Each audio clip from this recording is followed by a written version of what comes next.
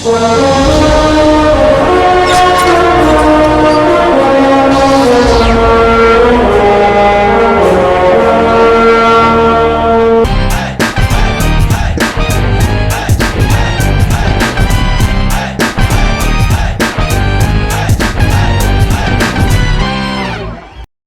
ప్రయాణం చేసేటప్పుడు జాగ్రత్తలు వహించండి.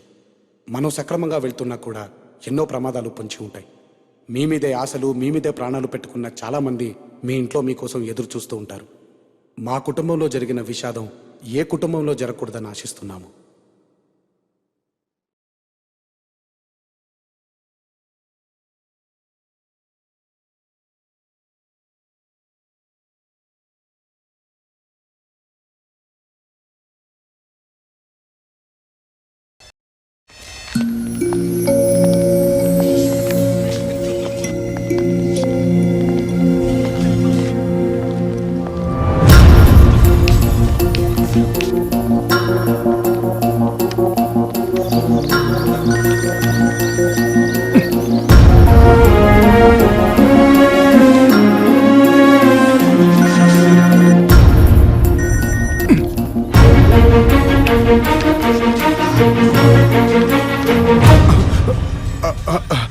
Hello, signal problem. ఏంటి, ఎందుకు కట్ చేస్తున్నావు? మొన్న నేను ఫోన్లో చెప్పిందంతా విన్నావు కదా? విన్నాను. నువ్వు కోరుకుంది ఇదే కదా, మరి ఎందుకు అవాయిడ్ చేస్తున్నావు? ఇంకోసారి కన్ఫర్మ్ చేసుకుంటే బెటర్ అని. ఏంటి కన్ఫర్మ్ చేసుకునేది? ఓల్డ్ ఏజ్ హోమ్ విషయంలో హెల్ప్ చేశాడని రాకేష్ గడ్డి మీద లవ్వను, ఆడ విషయంలో హెల్ప్ చేశానని నా మీద లవ్వను. అలాగే నేను ఇక్కడే ఉన్నానేమో డౌట్ వచ్చింది. ఓ 2, 3, 5 నెలలు గ్యాప్ ఇచ్చి కనబడితే క్లారిటీ వస్తుంది అనుకున్నాను. పట్టేసింది. ఎలా కనపడుతుందంట నీకు? ఏమనుకుంటున్నావు? 10 నిమిషాల్లో చచ్చిపోతున్నావని తెలిసి కూడా రాకేష్ గుర్తుకు రాలేదు. ఇదేం ప్రేమ నువ్వే అడిగా.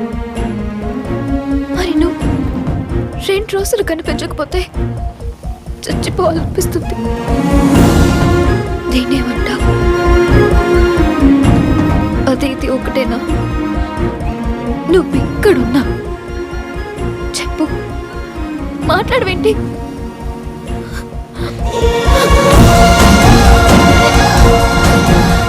నువ్వు కావాలని చేస్తున్నావని నాకు తెలుసు. ఇంకెప్పుడు నాతో ఇలా ఆడుకోవద్దు. ఒక్క క్షణం కూడా నిన్ను వదిలిపెట్టి ఉండలేను. నన్ను వదిలిపెట్టనని మాట ఇవ్వు.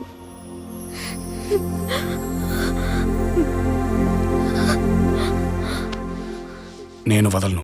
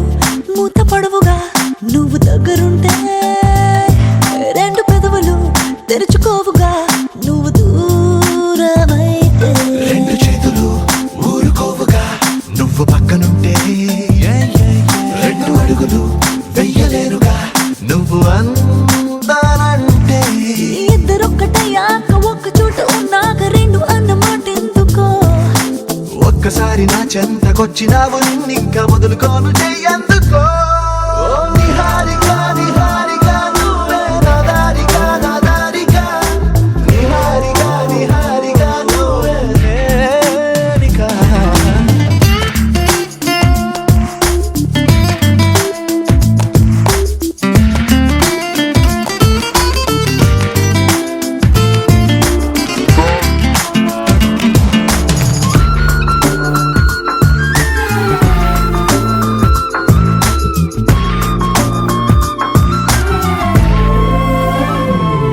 నువ్వు ఎంతగా తప్పు చేసినా ఒప్పులాగే ఉంది నువ్వు ఎంతగా హద్దు దాటినా ముద్దుగానే ఉంది నువ్వు ఎంతగా తిట్టిపోసినా తీయ తీయగుంది నువ్వు ఎంతగా పెట్టి చూపినా